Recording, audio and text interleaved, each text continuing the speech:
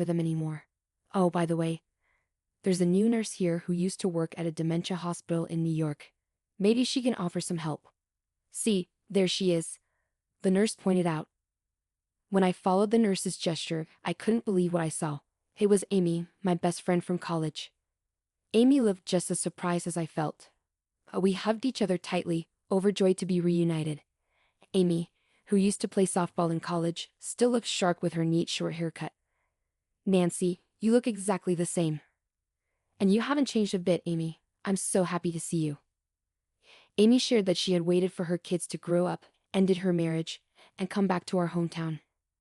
Just tell me when you're free for a coffee, she suggested. When David finished his test and came out of the examination room in his wheelchair, Amy seemed taken aback. Oh, this is my husband, David. It feels like forever since we got married. Yep, it's been quite a while, I agreed. Amy, crouching down to David's eye level in the wheelchair, stopped for a moment. Is everything okay? I'm sorry, David. We met at your wedding once. Really? I'm counting on you for future care. Thanks in advance. David smiled at her and replied. Amy seemed to be studying David with a thoughtful expression. Maybe seeing my confusion, she stood up with a smile. I've looked after many patients like your husband before. So, if you ever need advice, I'm here for you. I think I can help, Amy offered. Yeah, I'll definitely count on you. Thanks, Amy. We waved goodbye. After that, I bumped into Amy several times. Like when I went to pick up David's medicine or when his health worsened. Each time, Amy looked at me with worry, but I pretended not to notice and shrugged it off. A few months after reconnecting with Amy, David and I went to the hospital together. Just as David was called in for his examination, I heard someone call my name. When I turned around, there was Amy, looking serious. Amy, is everything okay? David just went in for his exam.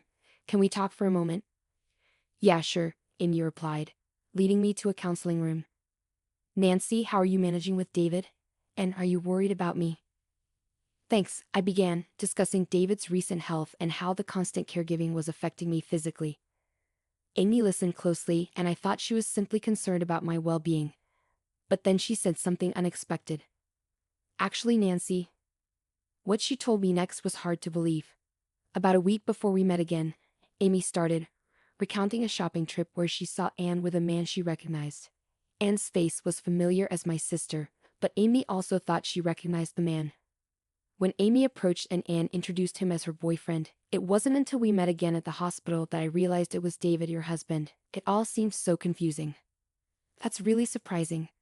No wonder you seemed puzzled at the time, I remarked. Amy explained that she had seen Anne and David together in town a week before we crossed paths again. However, David didn't seem to notice Amy's presence at all. I looked quite different then. I had long hair and wore glasses. That might explain why he didn't recognize me, but still. Also, there's something else bothering me, Amy continued. She noticed that David's behavior at the hospital didn't match someone with dementia. It felt unnatural, almost like someone pretending to have dementia. The man I saw in town was walking confidently, speaking clearly. He seemed perfectly healthy. Could there have been a mix-up? Maybe you mistook him for someone else? I don't think so. You know, David has those distinct moles under his right eye, right? The man with Anne had them too. It's kind of a distinctive feature for a guy. I'm sorry, I shouldn't talk about your husband like that. Amy apologized, realizing her comment might have been inappropriate. But it's true, David does have those moles. It's not common to find someone else with the same face and moles in the same spot. So could it be that David has been pretending to have dementia for 10 years and is having an affair with Anne? It was a shocking idea, but Amy seemed sincere. Honestly, I don't think this hospital is very good, Amy confessed. The doctors here aren't great, and I've heard some bad rumors too. Doesn't it seem odd that they have so many patients? So, I really think you should get David properly checked to see if he really has dementia, Amy said, looking serious. Amy's words struck me deeply. I went to a big store and bought a home security camera. I placed it in hidden spots in the living room and bedroom to secretly record what was happening while I was at work.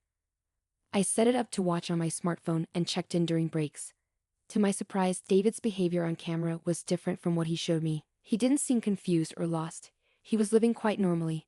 Plus, when Miss Johnson, who had asked to care for David, arrived, There was no sign of her taking care of him. I also discovered that Anne had been visiting my house frequently while I was away. Their conversations were clearly recorded on the footage.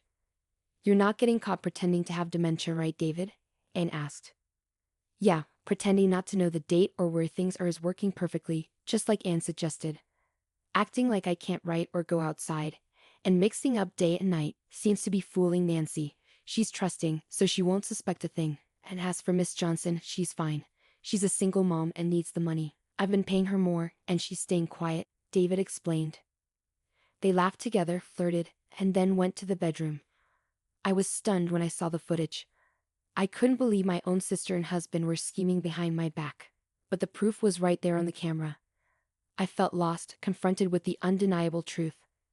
A few days later, I felt the need to speak with Miss Johnson, who had been looking after David.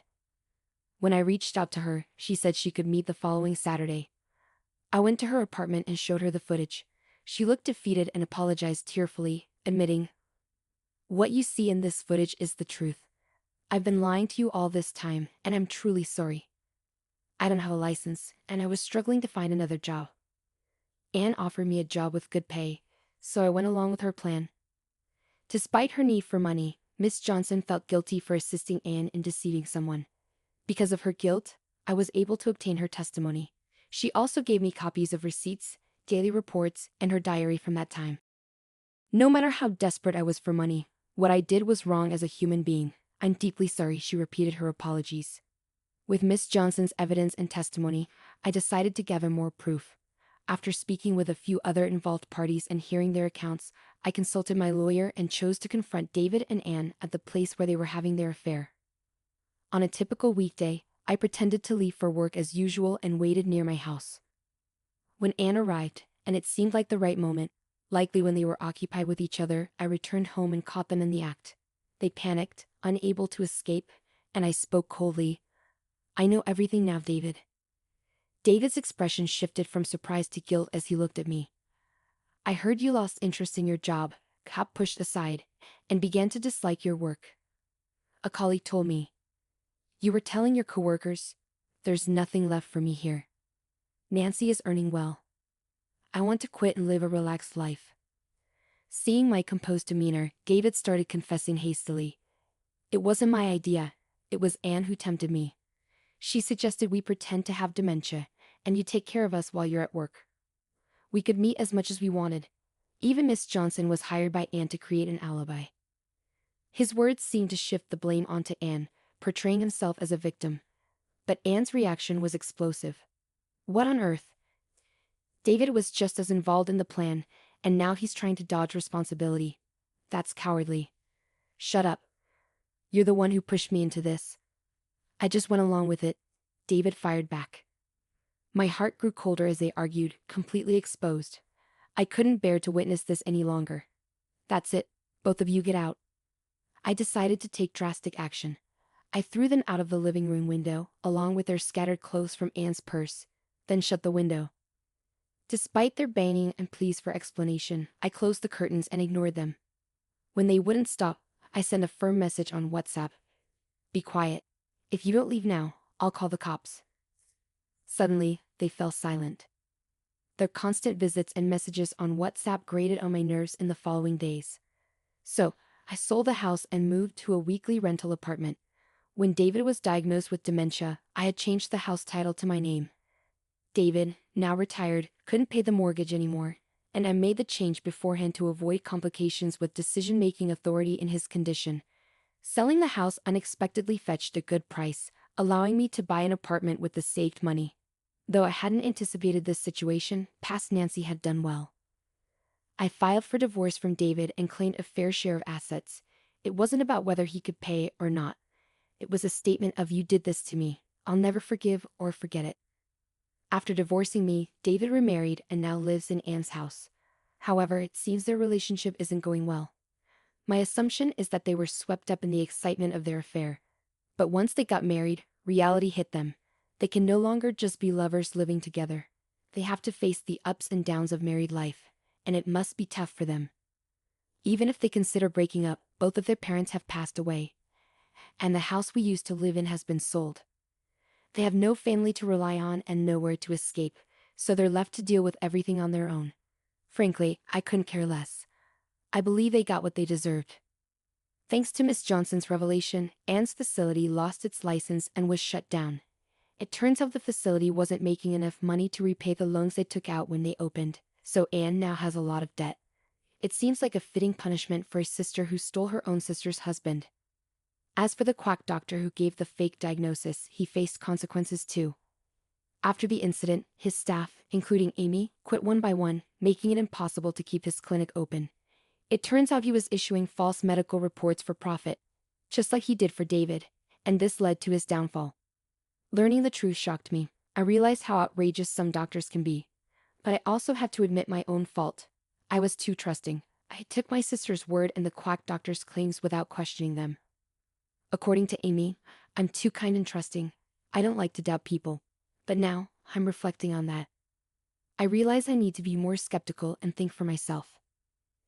Amy seems to have found a new job at a large general hospital in the neighboring town, and she's doing really well there. Her experience from working in a New York hospital is highly valued, and she's already earned the trust of her colleagues. She seems to be enjoying her work a lot. On Amy's recommendation, Miss Johnson also started working at the hospital cafeteria, which is great news. Amy's eyes light up whenever she sees my puppy playing with a ball. I brought him home about a month ago, and he's become my precious companion, comforting me after long days at work. Since I got him, Amy has been visiting my apartment more often. She claims it's because he's so cute. But I know she's also worried about me, even if she won't admit it.